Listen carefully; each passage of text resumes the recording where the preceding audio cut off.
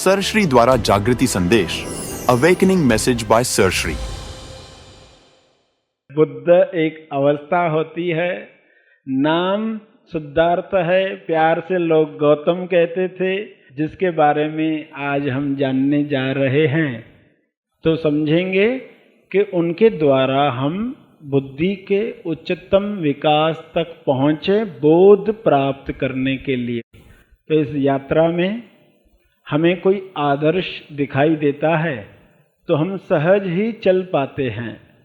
जब कोई आदर्श नहीं होता तो हमें दिक्कत होती है चलने में। चल तो सकते हैं अगर हमने ठान लिया, निश्चय कर लिया, जैसे बुद्ध ने निश्चय कर लिया कि यदि कोई ऐसी अवस्था है विश्व में, यदि कोई ऐसी बात है जो किसी ने प्राप्त की है तो वह प्राप्त की जाए। छन्न उनको अनोमा नदी के किनारे तक छोड़ने के लिए आए, तलवार से अपने बाल काट दिए, जो भी राजमहल के वस्त्र थे उनका त्याग कर दिया और छन्न को वापस भेज दिया। बड़े दुखी होकर छन्न वापस लौटे। क्या कहेंगे महल जाकर, कैसे समझाएंगे? सिद्धार्थ को भी नहीं समझा पा रहे, महल में जाकर क्या कहें। मजबूरी में वे लौटते हैं और सिद्धार्थ अपने राज्य से बाहर दूसरे राज्य में जंगलों में भटकते हुए अपनी यात्रा शुरू करते हैं। उस वक्त के जो भी गुरु थे उनके आश्रम में, और उन गुरुओं के जो गुरु थे उनके आश्रम में, अलार कलाम के शिष्य के पास उन्होंने कुछ साधनाएं सीखी। संतुष्टि नहीं मिली तो लगा कि इनके गुरु के पास ही जाएंगे, तो वहाँ भी गए। वहाँ पर उन्होंने 7वां ध्यान सीखा और वह ध्यान सीख लेने के बाद भी संतुष्टि नहीं हुई। एकाग्रता तो इतनी बढ़ गई है, एकाग्रता बढ़ने के साथ कई सारी बातें होती है, मगर वे चीज़ें अट्रैक्ट नहीं करती। कैसा हो भी गया तो क्या फायदा, ये सिद्धि मिल जाए, वो सिद्धि मिल जाए, तो हुआ क्या? दुख तो दूर नहीं हुआ, अंदर से तो वही अहंकार, अंदर से तो वही नफरत उठती है बीच बीच में, तो यानी कुछ कमी है। तो वे वहाँ से भी आगे बढ़े। उद्दकपुत नाम के गुरु के पास भी गए, उनके आश्रम में भी 8वां ध्यान सीखा, वहाँ से भी आगे बढ़े। इस बीच में उनके मित्र उनके साथ जुड़ गए, कौंडन्य अपने 4 साथियों के साथ। और उस वक्त की बड़ी मान्यता क्या थी?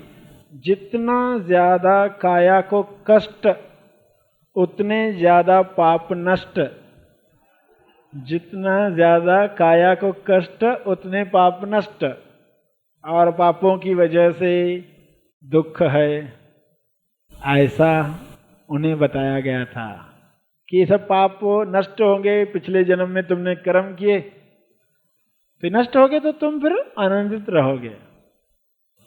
तभी उसी बात में वह लगा हुआ कि काया को कष्ट दिया जाए।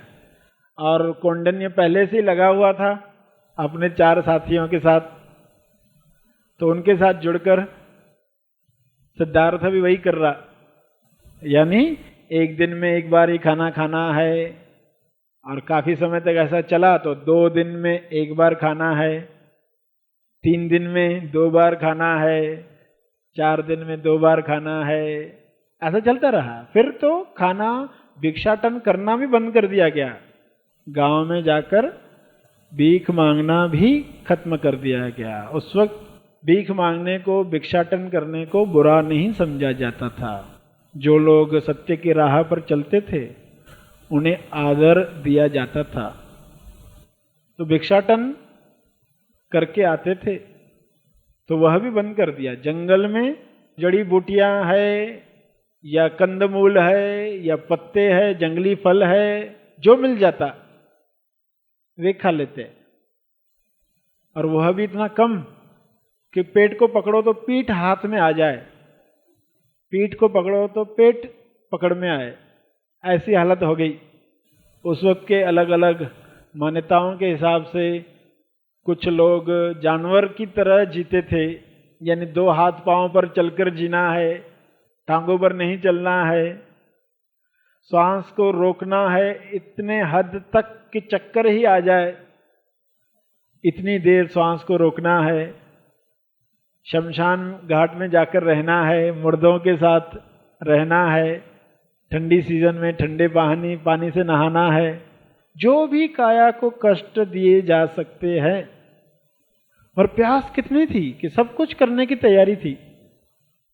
ये भी अगर इससे सत्य मिलेगा तो ये भी करेंगे, और सालों साल करते रहे।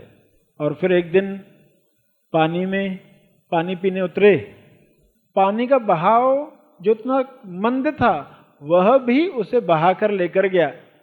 सिद्धार्थ गौतम इतने कमजोर हो गए थे कि पानी का बहाव जितना मंद था वह भी बहाकर लेकर गया। कैसे? तो वो बाहर आए, पानी से पेड़ की डाली पकड़कर बाहर आए और वहां पड़े रहे। एक लकड़हार वहां से गुजरा, वो उसे उठाकर लेकर गया, अपने झोपड़े में रखा। कुछ दिन उनकी सेवा की, मालिश की, खाना खिलाया, तब जाकर वे कुछ सोचने के लायक बने। खा पी लेने के बाद फिर उनके मन में प्रश्न आया कि क्या सचमुच उपवास करने से सत्य मिलता है? इतने दिन शरीर को तपाया, शरीर को कमजोर करने से मस्तिष्क काम करना कम कर देता, इसलिए लगता है वासनाएं खत्म हो गई। उन्हें वो सीक्रेट समझ में आया कि क्यों लग रहा था। खाना नहीं मिला है ना पर्सन को, तो वो कुछ सोच रहा नहीं है और कुछ नहीं सोच रहा है, वासनाएं परेशान नहीं कर रही।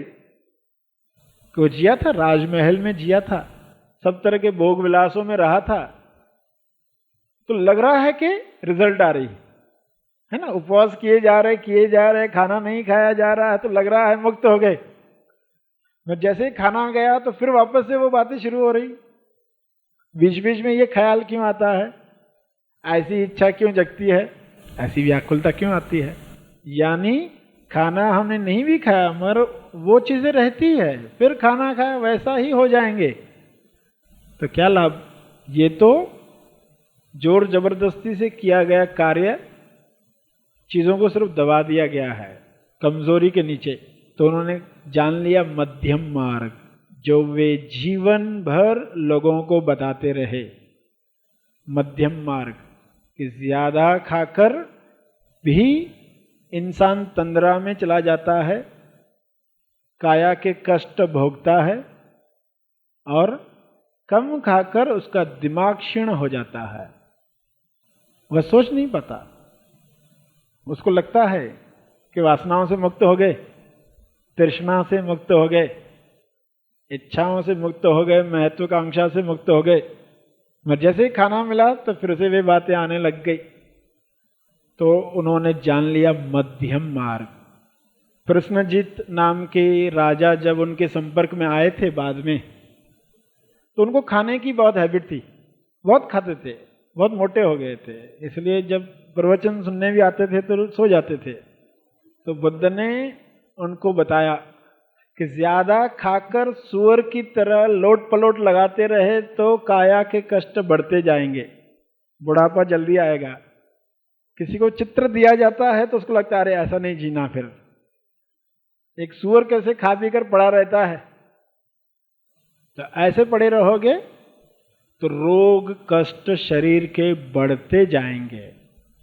और जो अल्पाहारी होता है, अल्पाहारी क्या होता है, वह बहुत दुखों से बच जाता है, बहुत बीमारियों से बच जाता है।